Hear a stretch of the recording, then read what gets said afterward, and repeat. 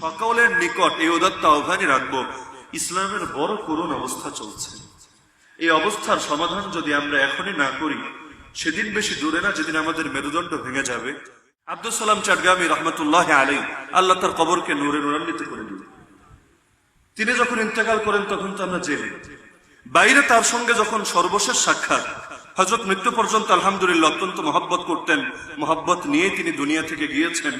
সর্বশেষ সাক্ষাতে তিনি বলেছিলেন যে দেখো মাওলানা, যে কোনো সময় যে কোনো কথা উঠবে, এটাকে একটু ঠান্ডা মাথায় চিন্তা করবা। তুমি এটা দেখবা যে কে কেমনে বললো এটা বিষয় না, গালি দিয়া বললে বলুক, খারাপ ভাষায় বললে বলুক, তোমার ভাষাও দেখার দরকার নেই, উপস্থাপনাও দেখার দরকার নেই। তুমি একটু ঠান্ডা মাথায় যাচাই করবা আসলে অভিযোগ সঠিক কিনা। যদি সঠিক না হয় আল্লাহর প্রশংসা করে তুমি হকের উপর কায়েম থাকবা, ইস্তেকামাতের উপর চলে আসবা, অটল থাকবা, অবিচল থাকবা। আর কখনো যদি মনে হয় না ভুল, মানুষ মাত্রই ভুল করে, আউয়ালুন নাসি আউয়ালুন নাসিন আল ইনসান মুস্তাকুম মিনান নিসিয়ান, তাহলে তুমি হক গ্রহণ করতে দেরি করবা না। হযরতের কাছে আমাদের কিছু বই নিয়ে কিছু লোক তারা কান ভারী করেছিল। হযরতের কাছে আমার সব কিতাব ছিল, জুনায়েদ বাবুনগর রহমতুল্লাহ এর কাছে সব কিতাব ছিল। প্রথম বিচার নিয়ে গিয়েছিল জুনায়েদ বাবুনগর রহমতুল্লাহ এর কাছে। বেচারা জানতো না যে আসলে হুজুরের কাছে সব কিতাব ওই মুহূর্তে টেবিলের উপরে আছে। সে চেয়েছিল একটা ফতোয়া পাবলিশ করবে, সেই ফতোয়ারে ফ্রি বিতরণ করবে। কারণ এই যুগে তো ফতোয়া দিয়ে অনেকে ভালো ব্যবসা করতে চায়, ফতোয়া দিয়া বেদাত কায়েম করে, ফতোয়া দিয়া মাজার কায়েম করে, ফতোয়া দিয়া শিরিক কায়েম করে, ভাবে একটা ফতোয়া আদায় করলেই হলো। তো এখন গিয়ে বলেছে হুজুর এই যে আপনার মুরিদ অমুক, এরা তো আপনি খুব মহব্বত করেন, আপনার সঙ্গে তাআল্লুক, আপনার সঙ্গে বায়াত, সে তো এইরকম এইরকম এইরকম, সে আলেম উলামারে কাফের বলে, সে বড়দের সঙ্গে বেয়াদবি করে। দলিল হইল তার অমুক বইয়ের অমুক পৃষ্ঠা, তমুক বইয়ের তমুক পৃষ্ঠা। বয়ানের হাওয়ালা দেয় নাই, সব দিয়েছে বইয়ের হাওয়ালা। এখন এর মধ্যে একটা ছিল ফিতনার বজ্রদিনী বইয়ের কয় নম্বর পৃষ্ঠা জানো? তো হযরতের খাদেম ছিল এনাম, এনাম এখনো জীবিত আছে, গিয়ে জিজ্ঞেস কইরা যাচাই কইরা দেখে নিয়েন আপনারা। এনাম রে বললো আচ্ছা এনাম ওই বের করো তো, বইগুলো তো এখানে আছে। বের করলো, এখন দেখলো এই পৃষ্ঠায় সংক্রান্ত কোনো আলোচনাই নাই। আরে বললো এবার আলোচনা বাইর করে দেখা। বললো পৃষ্ঠা মিস্টেক হতে পারে হুজুর, আমি তো ফতোয়া নিজে বানাই নাই, অমুক জায়গার কিছু হুজুর তারা দিয়ে গেছে।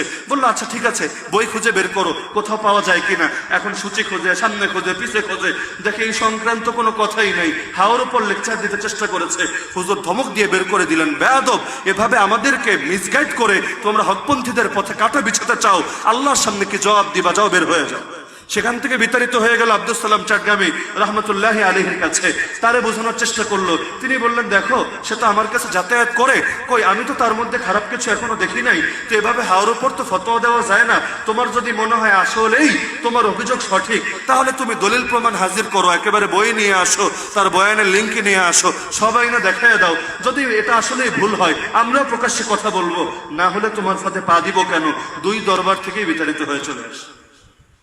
এখনো হয় আলহামদুলিল্লাহ, অথবা নাউজুবিল্লাহ, যেটাই বলবো। এই জাতীয় চেষ্টা অনেক হয়, অনেক হয়। কোথাও সফল হয়, কোথাও ব্যর্থ হয়। অনেকের জিন্দেগির তামান্না এরকম যে জমিন থেকে আমরা যদি মইরা যাই তাইলে মনে হয় তারা খুব সুখে থাকবে। কেউ কেউ তো বলে জেল থেকে বেরোছিস কি লেগে, আবার জেলে ঢোক। দেখেন না এরকম বলেছে না? বিভিন্ন সময় তারা উস্কানি দেয়, কান ভারী করে, আরে জেলে ঢুকাও কেন রে ভাই? কি করলাম আমি কি চুরি করেছি? না তোমার বউর সঙ্গে পরকিয়া করেছি? না ডাকাতি করেছি? না ঘুষ খেয়েছি? না আলেম উলামার শানে বেয়াদবি করেছি?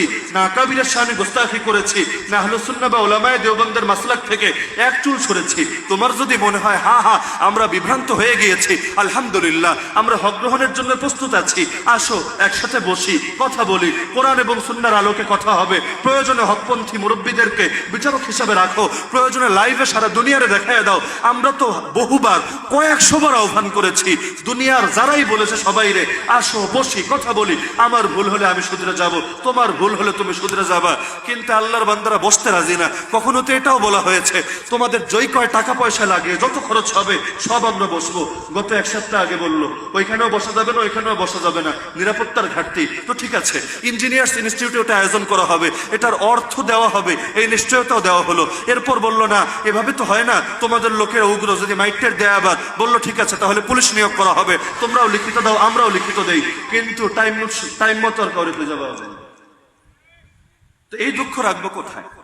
কথা তো আমরা আড়ালে আবডালে বলি না, দরজা জানালা লাগায় কথা বলি না, প্রতিটা কথাই তো সংরক্ষিত আছে। নাই স্টেজে আমার এটা তৃতীয় বছর, এক বছর তো জেলেই গেল, সেই বছর বাদ দিলে বয়ানের ময়দানে আমার 3 বছর। এর মধ্যে প্রথম বছর শুধু এলাকায় আশপাশে বয়ান করেছি, দস্তাদরিসে বেশি সময় দিতাম।